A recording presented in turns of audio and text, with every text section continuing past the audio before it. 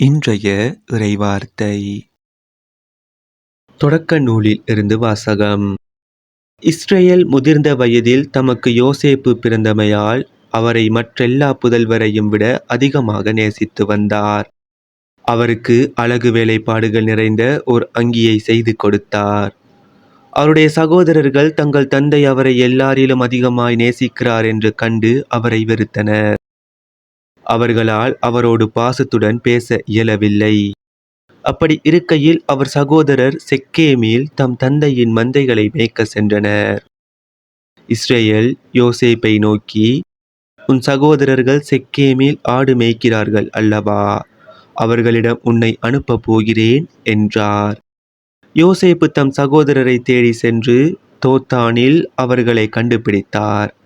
தொலையில் அவர் வருவதை கண்ட அவர்கள் தங்களுக்கு அருகில் அவர் வருமுன் அவரை கொல்ல திட்டமிட்டனர்.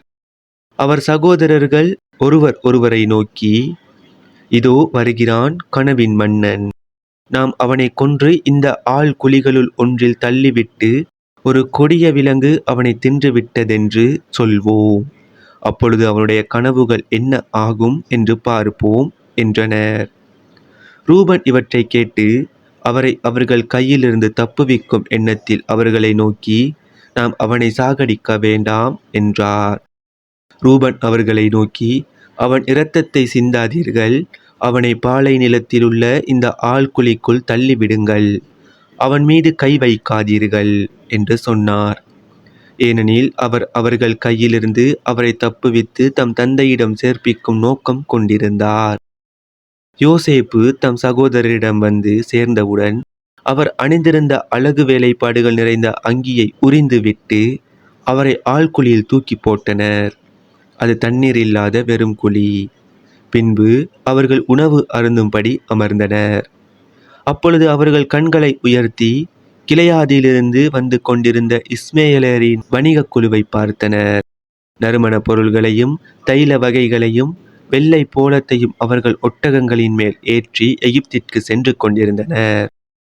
அப்பொழுது யூதா தம் சகோதரர்களை நோக்கி, நாம் நம் சகோதரனை கொன்று அவன் இரத்தத்தை மறைப்பதனால் நமக்கு என்ன பயன்? வாருங்கள், இஸ்மேலருக்கு அவனை விற்றுவிடுவோம். அவன் மேல் நாம் கை வைக்க வேண்டாம். ஏனெனில் அவன் நம் சகோதரனும் நம் சொந்த சதையுமாய் இருக்கிறான் என்று சொல்ல அவர்கள் சம்மதித்தனர். ஆகையால் மிதியா நாட்டு வணிகர் அவர்களை கடந்து செல்கையில் குழியிலிருந்து யோசேப்பை வெளியே தூக்கி அந்த இஸ்மேலரிடம் 20 வெள்ளிக்காசுக்கு விற்றனர். அவர்களும் யோசேப்பை எகிப்திற்கு கொண்டு சென்றனர். இது ஆண்டவர் வழங்கும் அருள்வாக்கு. இறைவா உமக்கு நன்றி. இன்றைய தினத்துக்கு உரிய நற்செய்தி வாசகம். மத்தேயு எழுதிய தூய நற்செய்தியில் இருந்து. அக்காலத்தில் இயேசு தலைமை குருக்களையும் மக்களின் மூப்பர்களையும் நோக்கி கூறியது, மேலும் ஓர் உவமையை கேளுங்கள்.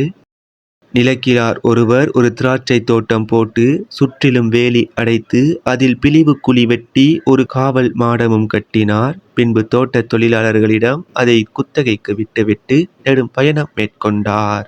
பழம் பறிக்கும் காலம் நெருங்கி வந்த போது அவர் தமக்கு சேர வேண்டிய பழங்களை பெற்று வரும்படி தம் பணியாளர்களை அத்தோட்ட தொழிலாளர்களிடம் அனுப்பினார்.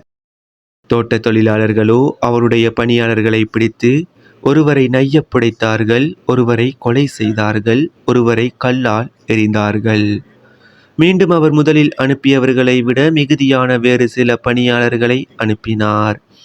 அவர்களுக்கும் அப்படியே அவர்கள் செய்தார்கள். தம் மகனை மதிப்பார்கள் என்று அவர் நினைத்து கொண்டு அவரை இறுதியாக அவர்களிடம் அனுப்பினார். அம்மகனை கண்டபோது தோட்ட தொழிலாளர்கள், இவன் தான் சொத்துக்கு உரியவன், வாருங்கள், நாம் இவனை கொன்று போடுவோம், அப்போது இவன் சொத்து நமக்கு கிடைக்கும் என்று தங்களிடையே பேசிக்கொண்டார்கள். பின்பு அவர்கள் அவரை பிடித்து திராட்சை தோட்டத்திற்கு வெளியே தள்ளி கொன்று போட்டார்கள். எனவே திராட்சை தோட்ட உரிமையாளர் வரும்போது அத்தொழிலாளர்களை என்ன செய்வார் என இயேசு கேட்டார். அவர்கள் அவரிடம், அத்தீயோரை ஈவிரக்கமின்றி ஒழித்து விடுவார், உரிய காலத்தில் தமக்கு சேர வேண்டிய பங்கை கொடுக்க முன்வரும் வேறு தோட்ட தொழிலாளர்களுக்கு அத்திராட்சை தோட்டத்தை குத்தகைக்கு விடுவார் என்றார்கள். இயேசு அவர்களிடம், கட்டுவோர் புறக்கணித்த கல்லே கட்டடத்துக்கு மூலைக்கல் ஆயிற்று. ஆண்டவரால் இது நிகழ்ந்துள்ளது, நம் கண்களுக்கு இது வியப்பாயிற்று என்று நீங்கள் மறைநூலில் ஒருபோதும் வாசித்தது இல்லையா? எனவே உங்களிடமிருந்து இறையாட்சி அகற்றப்படும், அவ்வாட்சிக்கு ஏற்ற முறையில் செயல்படும் ஒரு மக்களினத்தார் அதற்கு உட்படுவர் என நான் உங்களுக்கு சொல்கிறேன். தலைமை குருக்களும் பரிசேயரும் அவருடைய உவமைகளை கேட்டபோது தங்களை குறித்தே அவர் கூறினார் என்று உணர்ந்து கொண்டனர்.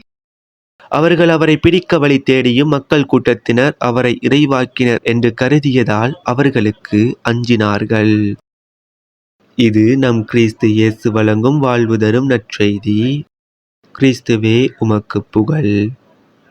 இன்றைய தினத்துக்கு உரிய சிந்தனை துளிகள். இயேசு மற்றுமொரு உவமையை சொல்கிறார். இந்த உவமையில் வரும் உரிமையாளர் திராட்சை தோட்டத்தை ஏற்படுத்துகிறார். அது மட்டுமல்லாமல் பிழிவு குழி, காவல் மாடம் என்று அந்த தோட்டத்தை பராமரிப்பதற்கு தேவையான யாவற்றையும் செய்த பின் தான் குத்தகைக்கு விடுகிறார். குத்தகைக்காரருக்கே ஒரே ஒரு வேலைத்தான், பழங்களை தகுந்த நேரத்தில் உரிமையாளருக்கு கொடுத்தல். அதை கூட செய்ய அந்த தொழிலாளர்கள் தவறுகிறார்கள்.